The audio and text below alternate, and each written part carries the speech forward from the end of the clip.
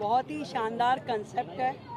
दिल्ली में अब अनेकों जगह इस तरीके के इनिशिएटिव लिए जा रहे हैं। मेरी विधानसभा में ऐसा एक हेल्दी किचन जिसमें कि मिलेट्स के द्वारा तैयार सारी रेसिपीज़ हैं, एक हेल्दी डाइट के रूप में, जो एक नई जनरेशन खाना चाहती है, चाहे वो पाव भाजी से लेकर बर्गर तक, सूप से लेकर के किसी भी प्रकार की डिश, साउथ इंडियन एनीथिंग।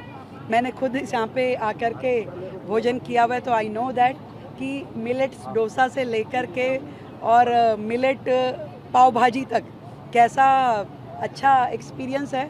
और देश को स्वस्थ रहने के लिए मिलेट्स के साथ जुड़ना, योग का अनुसरण करना और अल्टरनेटिव चिकित्सा पद्धतियों को फॉलो करना, ये सब हमारे लिए एक एसेट है, हमारी सांस्कृतिक धरोहर है, गौरवशाली इतिहास है।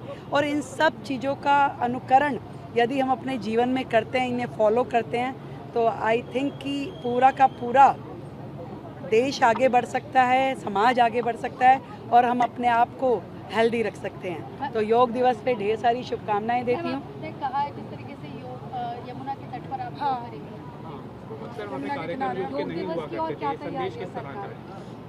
एक लगाव है, एक दायित्व बोध है कि हर क्षण मैं यमुना जी को देखती रहूं और मुझे अपना कर्तव्य याद आता रहे कि मुझे ये काम पूरा करना है यमुना सफाई का।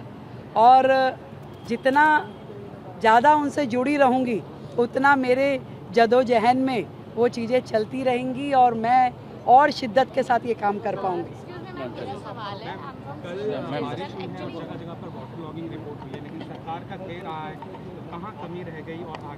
देखिए, आप ये समझिए कि बारिश आती है जब, तो एक बड़ी क्वांटिटी में आती है और आपका जो फ्लो होता है, जो ड्रेन्स होती है, वो एकदम से ज़्यादा पानी नहीं ले पाती है। तो पानी आना नेचुरल है, पर नीचे कोई तवा तो नहीं लगा कि भाई ऊपर से जाएगा और नीचे इवेपरेट हो जाएगा। वो आपके ड्रेन्स में जाएगा। उसको यदि वो आधे घंटे से लेके 1 घंटे में निकल जाता है तो समझिए कि वो नेचुरल है, परंतु उससे ज़्यादा यदि वो रुकता है तो वो प्रॉब्लमेटिक है। उस प्रॉब्लम में नाले की ब्लॉकेज है कि नैरो है कि कहीं उसकी कनेक्टिविटी में कमी है, उसको चेक करने की आवश्यकता है। तो कल भी जहाँ जहाँ पे भी प्रॉब्लम आई, उन सारे पॉइंट्स को हमने संज्ञान में लिया है, तुरंत उन पे अगले स्टेप की कार्रवाई शुरू हुई है। पर मुझे सुकून है, मिंटो ब्रिज जैसी जगह नहीं भरी, आपने भी नहीं कहा।